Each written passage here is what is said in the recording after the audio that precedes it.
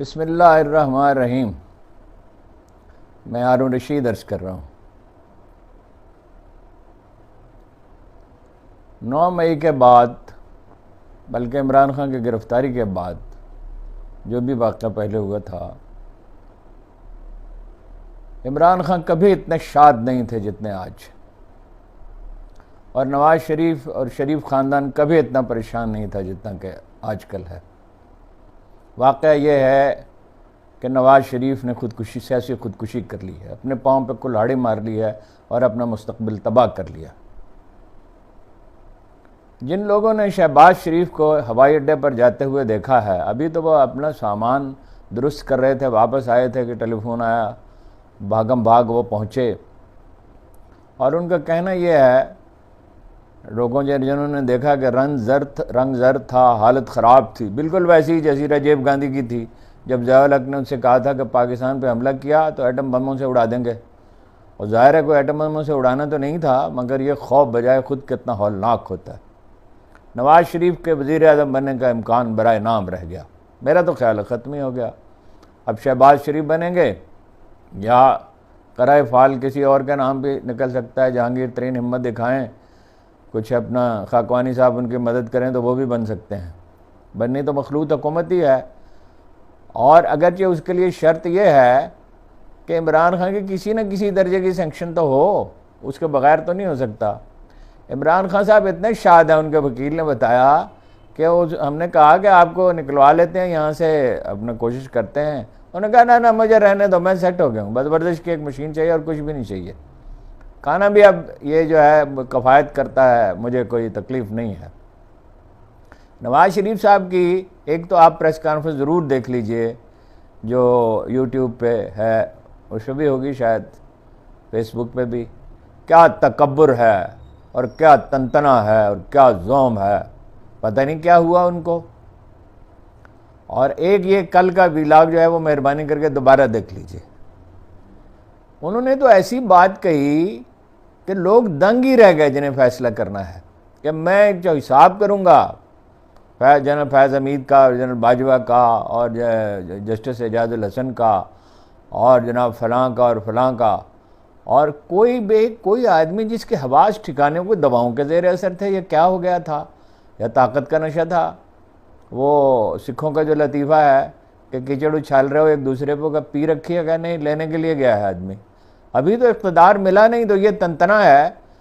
تو 50-60 لاکھ فوجیوں کے ووٹ ہیں، ریٹائرڈ فوجیوں کے جو ووٹ ہیں جو ڈالے جاتے ہیں وہ اتنے ہیں، اور وہ مشرف کا احتساب آپ کر سکے تھے، آپ کو سوجھی کیا؟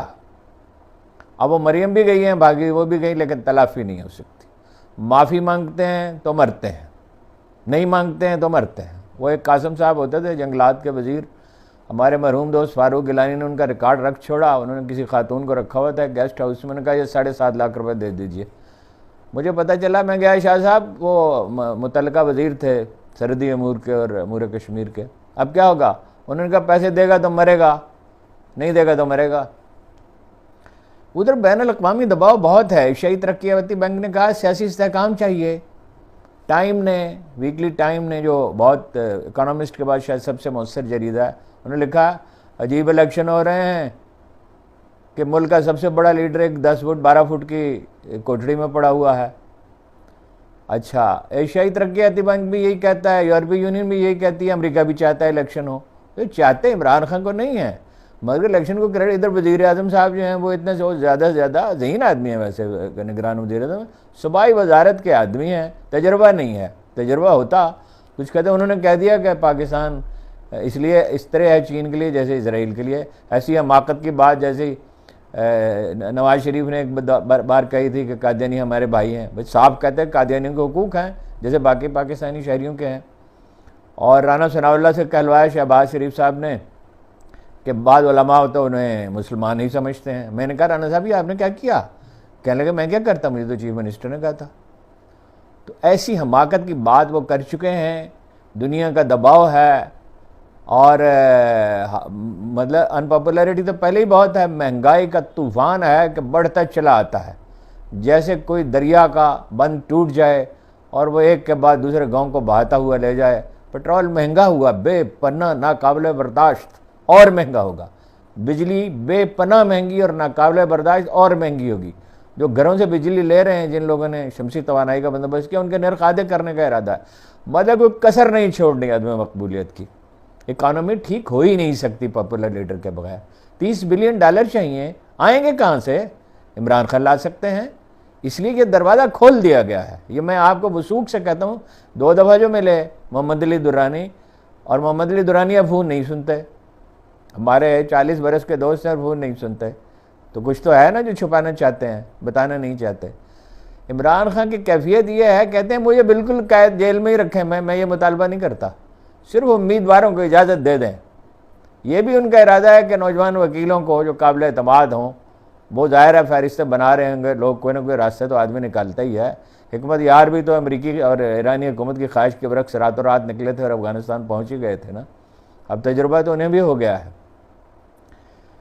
मेरा ख्याल है कि ये ज़ाहिर है अगर वो इमरान खान के बगैर कोशिश तो करेंगे उसको महदूद करने की इमरान खान को, लेकिन वोटर निकल आए तो क्या करेंगे?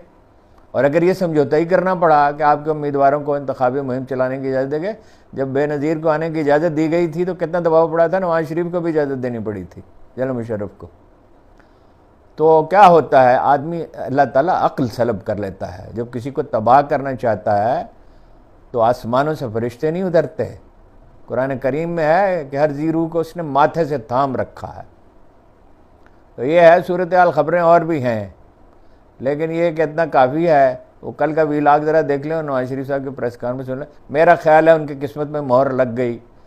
और वो जो कुरान कहता है कि बंदा अपनी चाल चलता है और अल्लाह अपनी चाल चलता है, और चाल तो उसी की है, फैसला तो उसी का है। नुसरत जावेद ने कहा, कल का या परसों कहा, अब तो गवाल मंडी में भी नहीं जीत सकता नवाज शरीफ, सूरत हाल ये है।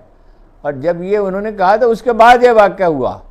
गवाल मंडी में भी 20-30% वोट मिलेंगे। एक नई नस्ल परवान चढ़ गई है। इस निज़ाम ज़रो जुल्म से लोग तंग आए हुए हैं।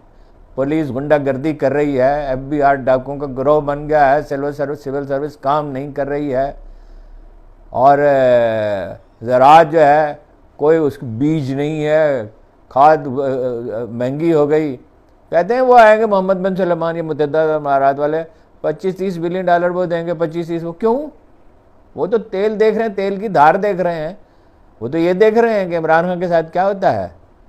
लोग जो इन्वेस्ट करते हैं, चीनी भी तमाशा देख रहे हैं। सरमाया सेंसिटिव होता है, किस चीज़ में वो सरमायाकारी करें।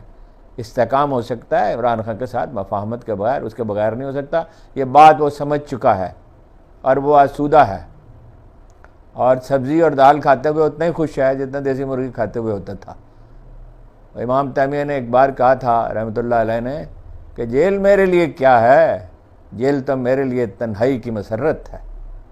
तो देखिए अब गुंबद नीलो फरी रंग बदलता है क्या, देखिए इस बहर की तह से उछलता है क्या, गुंबद नीलो फरी रंग बदलता है क्या।